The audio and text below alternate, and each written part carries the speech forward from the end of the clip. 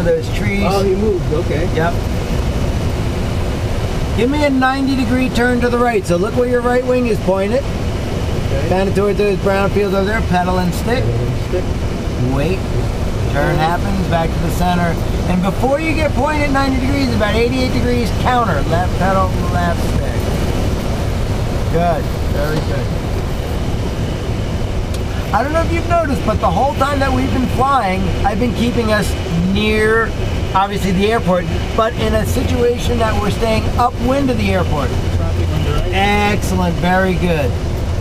And what that does is that makes it very easy for us to get back to the airport. I like that you see the traffic. That's very important that your head moves around and you see. If you take your hands and feet off the controls, the glider's just going to glide around like a little kid's glider when you were growing up. Or like you get for your kids. It's up to us to just do the right inputs at the right time to make that, you know, be as coordinated and as aerodynamically efficient as possible. Okay, give me a full 360 to the right now. So we're going to look right. Look right. You're going to clear, stick and pedal, push, push, wait for the turn to happen. Wait, wait, wait, good, back to the center. And then a small amount of back pressure. If it's a steep turn, you're going to have to be going faster because there's more load factor on the aircraft. If you're going slow, it can be shallow. So I always tell my students, steep, you need speed. Shallow, you can rhyme that up with slow. Shallow, slow. 360? Yes, sir. And when you finish that 360, I want you to do one of those to the left, please. Good. Okay. Looks good. Yep, stick and pedal sideways. You're getting a little slow. 40 miles an hour to do a turn is a little slow in this level.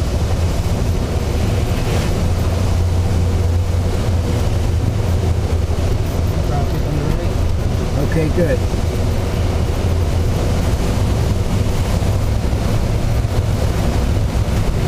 Okay, level out. What does it look like, Ron? I want you to put that piece of yarn on the horizon. See the greenery outside and that piece of yarn? I want you to put that piece of yarn right where the sky and the land meet and hold it there for 5 seconds, please. Right there. All right. That's right there. So right there, that's giving you about 47, 48 miles an hour. Now I want you to put that piece of tubing, the top of that pipe, on that horizon. So you're going to know, and get it right there and hold it there for a few seconds, please.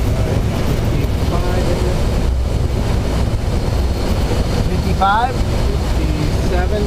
Excellent. So what you just learned, that to go 57, you put the pipe there. To go 45, and guess what?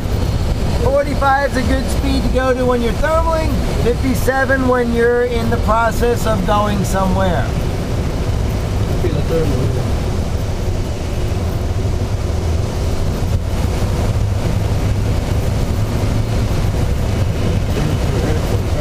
We're right off the end of our airport.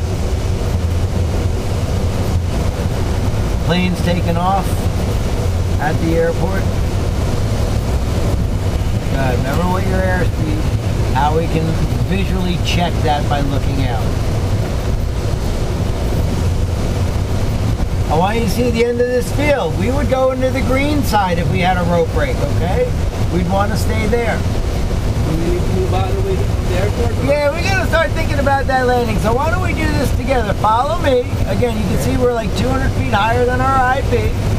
On the way to our airport, I do that list, the yellow list. Undercarriage. That's fixed and welded. Yep. Spoilers, unlock and just quickly try them to make sure they work. Good. Excellent. Trim.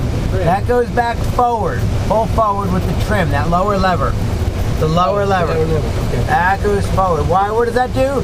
That gets the nose to go down, gets our airspeed. For landing, we want to fly a little faster. So airspeed, we're going to go 55 to 60. Okay? Look, we look in the traffic pattern in the air first, then we look on the field, then we look by the gas pumps. I look all around because I got to see if somebody's going to be a potential problem. I want to know about it ahead of time. You see where our position is? We're about 800 feet or 1,200 feet MSL right over the edge of the airport. Keeping my airspeed going a little bit. Now just follow me as we do this. I want you to kind of absorb the picture of what you're seeing. I'm looking, I'm keeping my airspeed 55 to 60. What's that sound? What sound? I'm hearing some crawling sound. It's probably the metal flexing in the turbulence.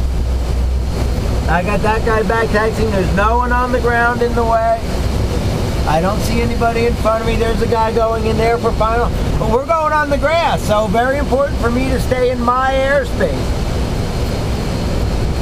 And I get to a point where I say, you know what, I better start to make my turn right now, because otherwise I might not get to my field. Turning base.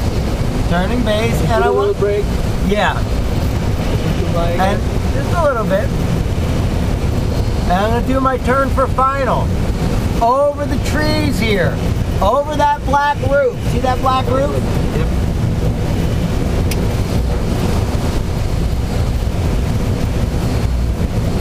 If I'm a little high, I can do a little baby slip.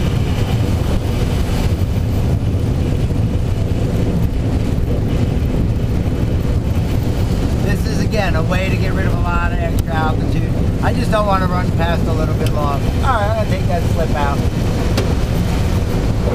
I got to watch because I'm 10 to 1. He's going to pull in front of that taxiway.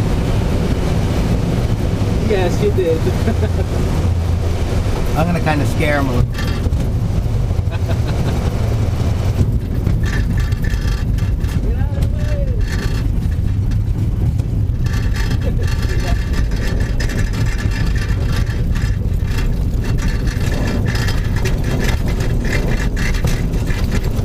Notice what I did is I kind of taxied a little bit off to the side. Great. Good job. And it's gonna get easier. But I like to try to, yep, just lift up, straight up.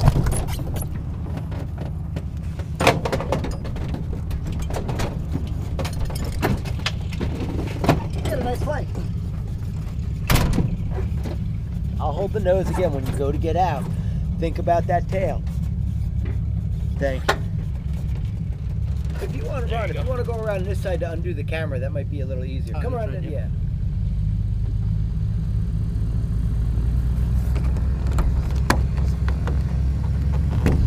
Beautiful. And then run. Is there a next flight after this? I do have one short left. You just hold that wing, and I'm going to walk back. You just support the wing. Okay, come on, walk with me. Keep going. Keep going. Keep going. Keep going. Keep going. We're going to go right to this rope. Good. Now you can place that wing down.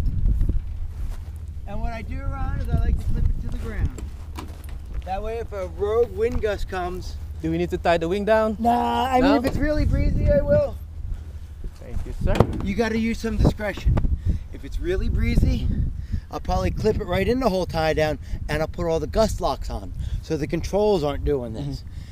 Today it's supposed to be like 8 miles an hour. Yeah. So some, you know, what I think is common sense, a lot of people don't think of, but at the very least we clip the nose. Do we need to bring up the, put out the spoilers? No. Yeah, no, I wouldn't worry about it today, but it's not a bad thing to do. Okay.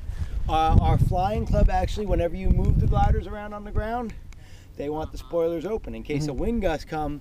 At least you're. That's right. You got your logbook? Yep.